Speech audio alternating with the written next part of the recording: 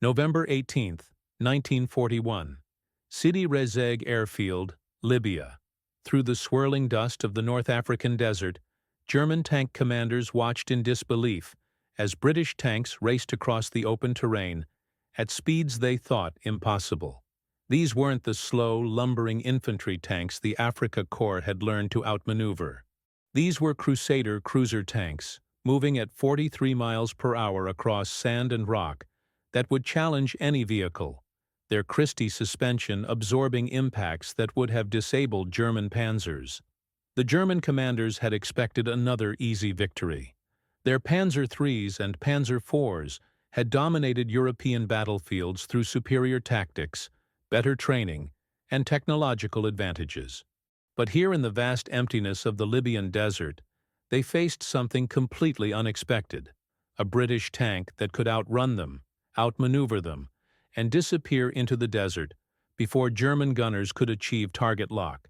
This is the story of how British engineers created the fastest tank in the world, and how that speed became the key to survival in the most unforgiving battlefield of World War II. How the Crusader tank, dismissed by critics as too lightly armored and mechanically unreliable, proved that in desert warfare, speed was more valuable than armor, mobility more important than firepower, and tactical surprise could overcome any technological disadvantage. To understand why the Crusader tank represented such a revolution in armored warfare, you must first understand the catastrophic failure of British tank doctrine during the early years of World War II. British tank design had been governed by outdated tactical principles that divided tanks into rigid categories based on obsolete concepts of battlefield roles. Infantry tanks were slow, heavily armored vehicles designed to support foot soldiers by breaking through enemy defensive positions. Cruiser tanks were lightly armored, fast vehicles intended to exploit breakthroughs and fight enemy armor in mobile engagements. Light tanks were reconnaissance vehicles armed with machine guns, suitable only for scouting and communication duties. This doctrinal separation had produced tanks that excelled in specific roles, but failed when battlefield conditions demanded versatility. Infantry tanks like the Matilda were nearly invulnerable to enemy fire, but moved so slowly that they couldn't exploit tactical advantages. Light tanks were fast and maneuverable, but carried weapons too weak to damage enemy armor. Cruiser tanks attempted to balance speed and firepower, but had been consistently outgunned by German opponents. The German approach was fundamentally different. Panzer doctrine emphasized combined arms operations, where tanks, artillery, infantry, and aircraft worked together as integrated battle groups.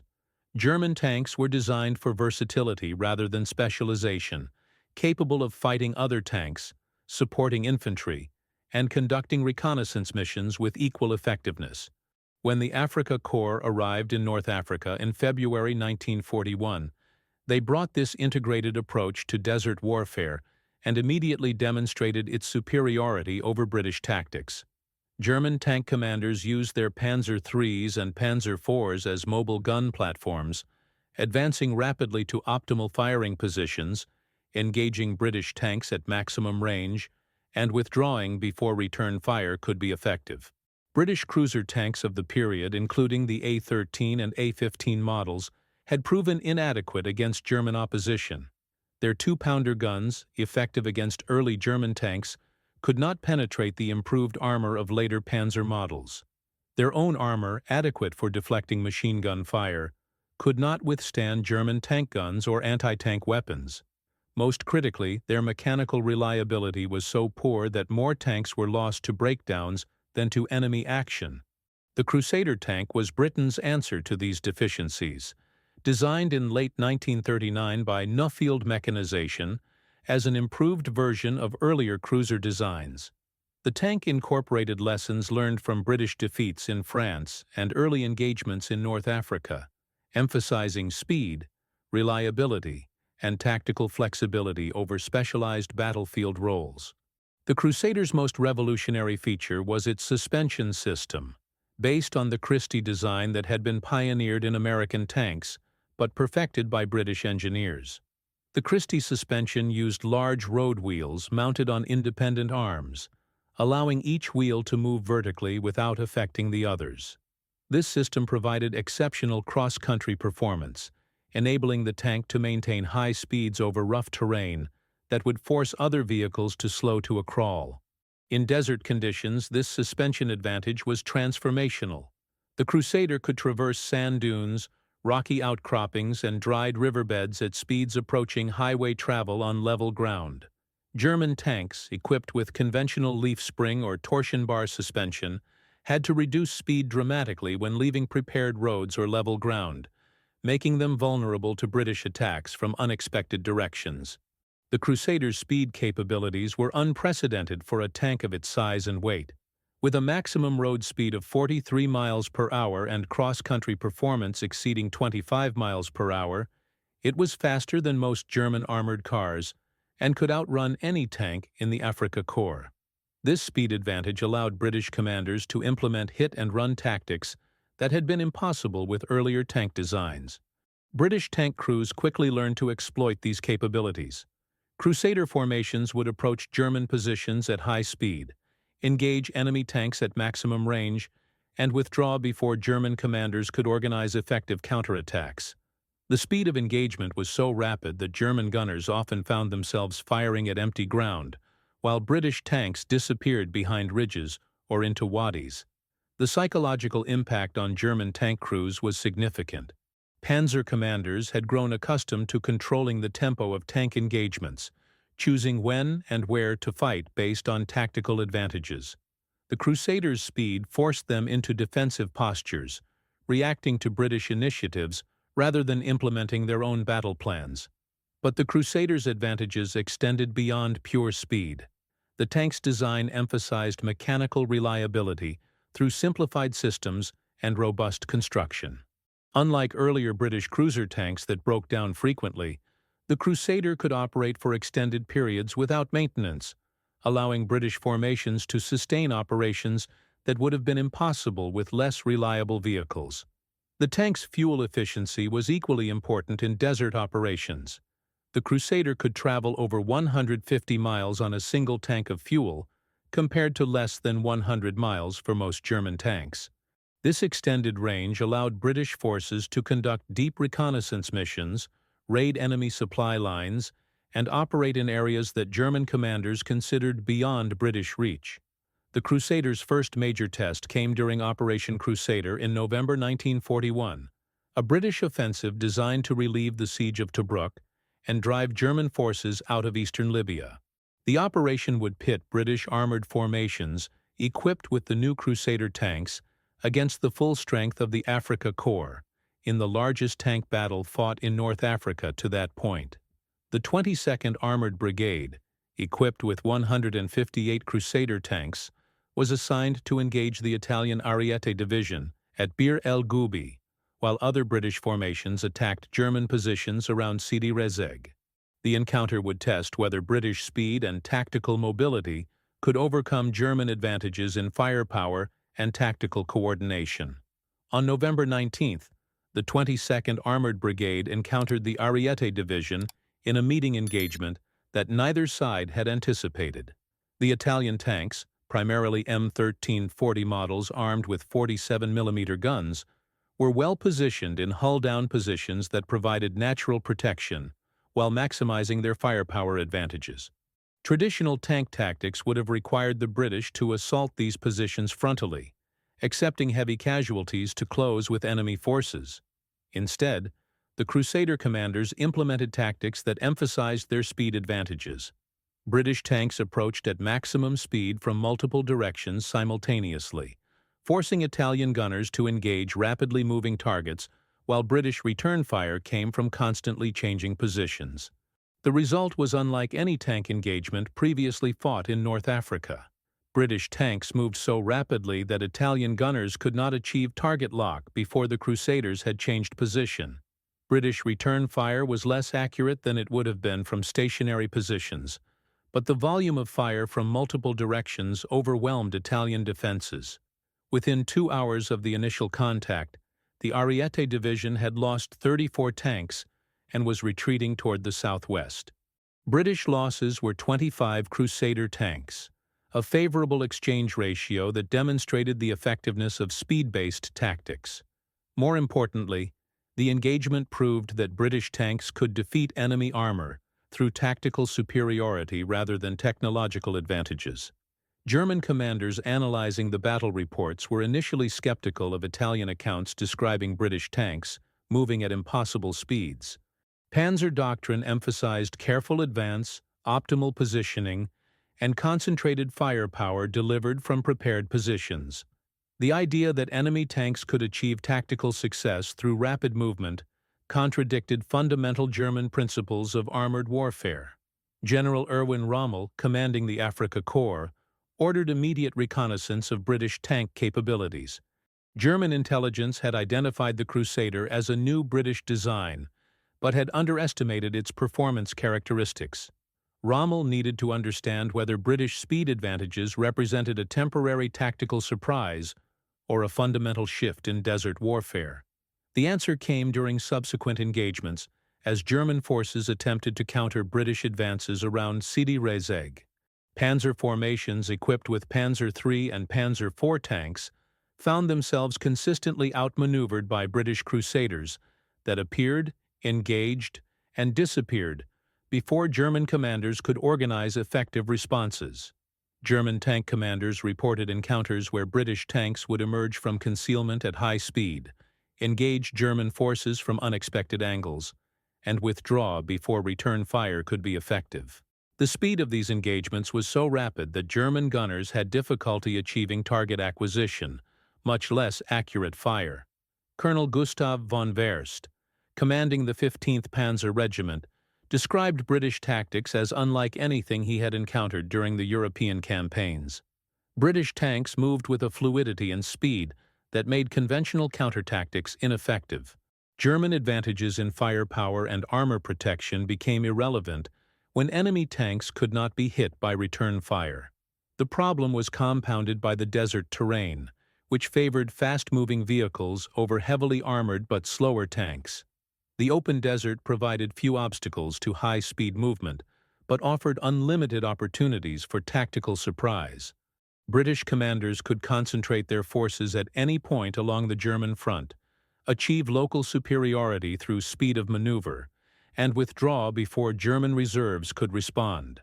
Rommel's solution was to modify German tactics to account for British speed advantages.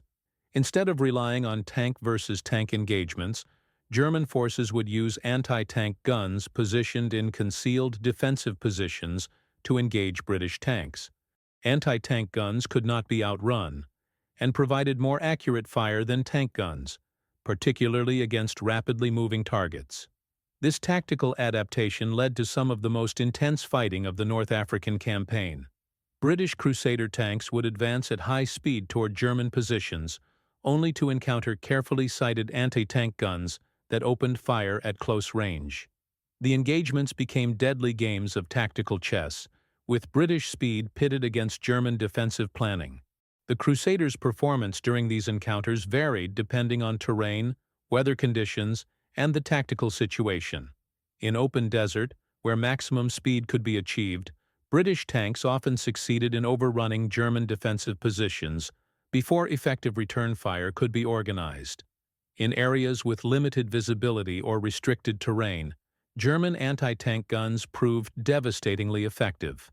British tank crews learned to exploit their speed advantages while minimizing exposure to German defensive fire. Crusader formations would approach German positions at high speed, engage briefly at maximum range, and withdraw immediately to alternate positions. This hit-and-run approach maximized British tactical flexibility while minimizing the effectiveness of German defensive preparations. The psychological warfare aspect became as important as the tactical advantages. German tank crews reported that the constant threat of high-speed British attacks created persistent tension that affected combat effectiveness. The knowledge that enemy tanks could appear anywhere at any time forced German commanders to maintain defensive postures that limited their own tactical flexibility. British commanders increasingly organized their operations around Crusader capabilities. Tank formations would advance across the desert at speeds that exhausted supporting infantry and artillery, operating independently until slower elements could catch up. This approach allowed British forces to seize tactical objectives before German forces could organize effective resistance. The speed-based tactics proved particularly effective during pursuit operations. When German forces withdrew from advanced positions, Crusader formations could maintain contact and harass retreating columns.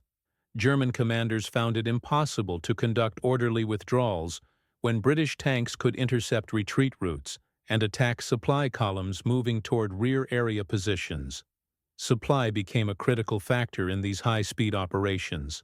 Crusader tanks consumed fuel at rates that challenged British logistics, but their extended range allowed operations that would have been impossible with shorter-range vehicles.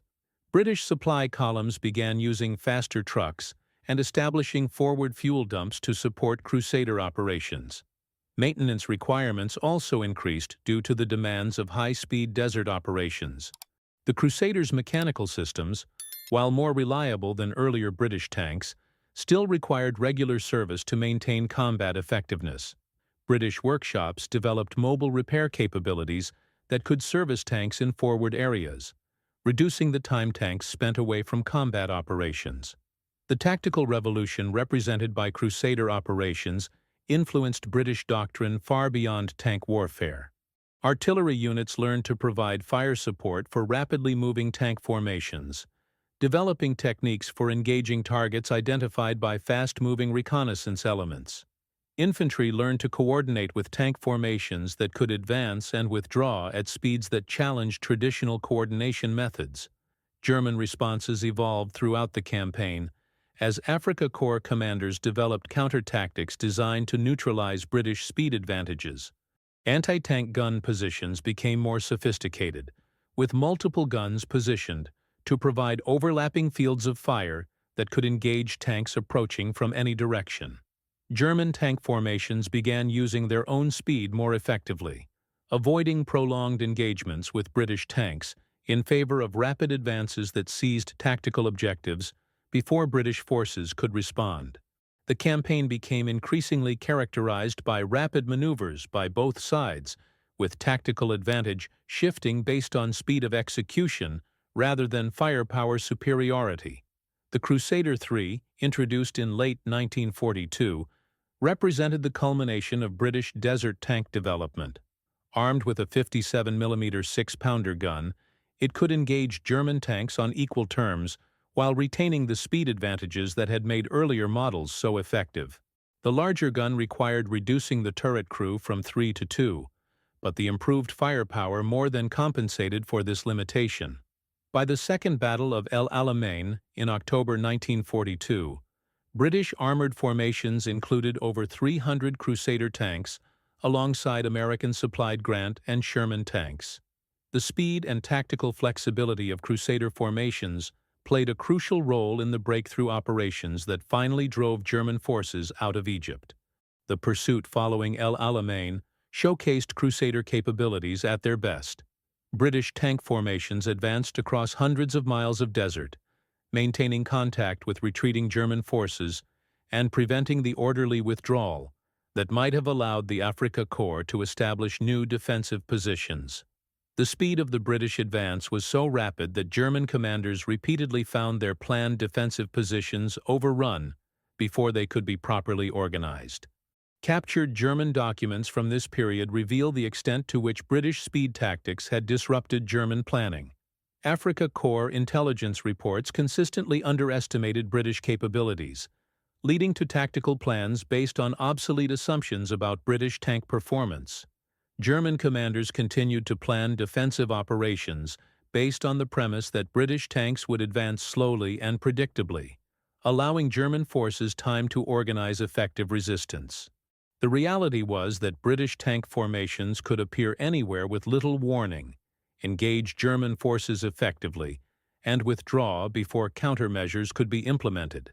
This tactical flexibility gave British commanders advantages that could not be overcome through superior equipment or training alone.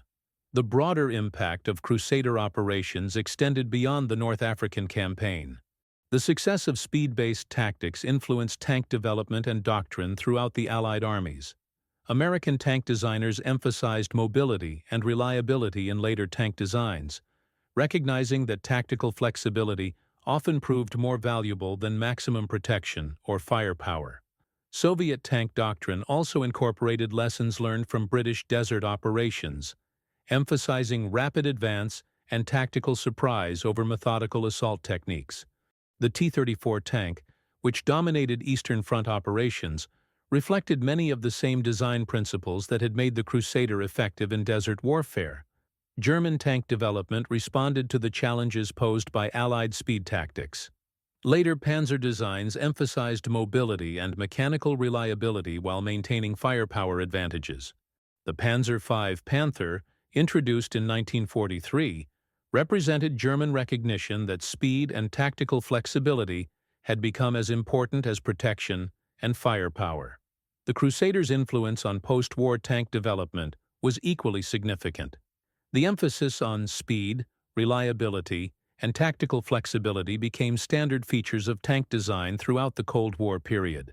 Modern main battle tanks trace their design philosophy directly to innovations pioneered by the Crusader and other vehicles that emphasized mobility over specialization.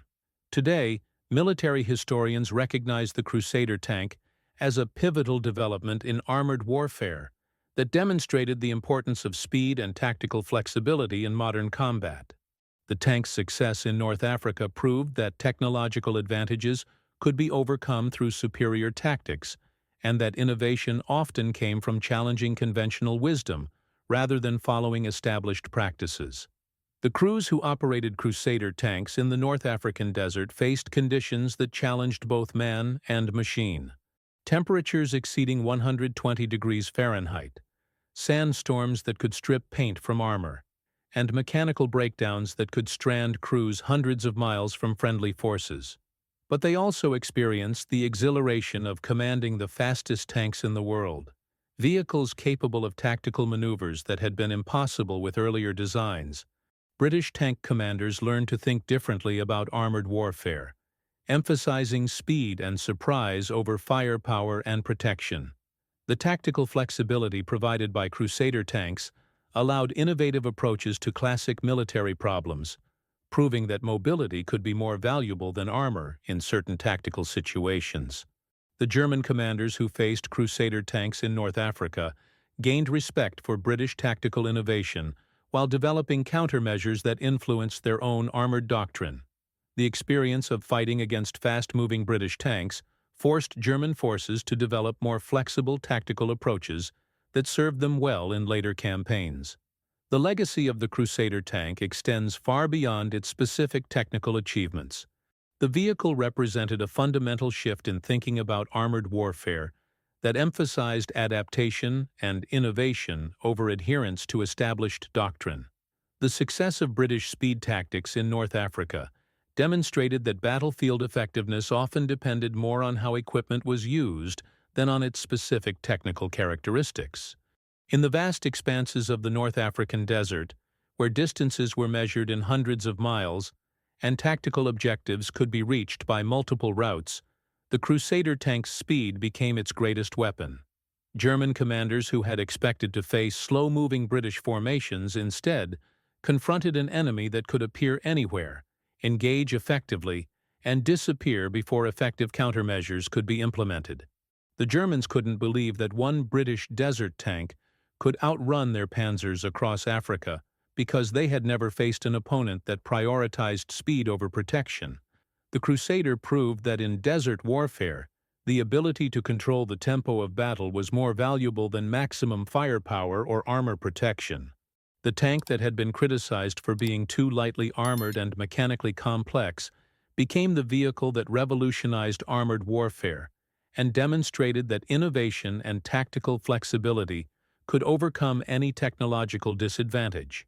In the end, the Crusader didn't just outrun German panzers across the North African desert. It outran German tactical thinking and proved that speed could be the ultimate weapon when properly applied by skilled and determined crews.